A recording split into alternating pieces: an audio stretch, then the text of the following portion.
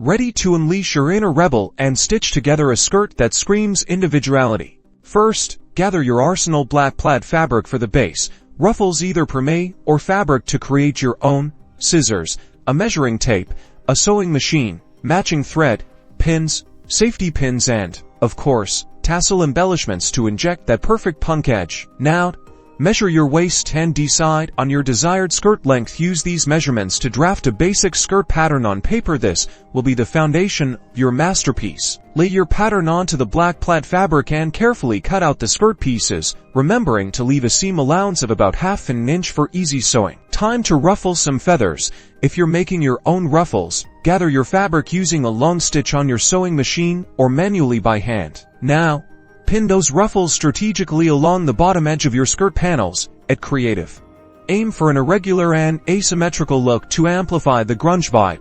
Carefully sew the ruffles onto the skirt panels, ensuring they are securely attached.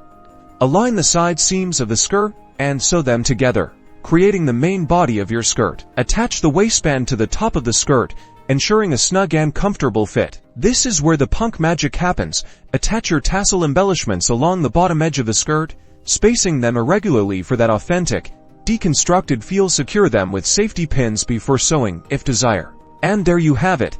Own the fake and punk rave black plaid gothic grunge skirt that's ready to rock. Flaunt your rebellious style and don't forget to share your creations using #DIY fashion and #GothicStyle.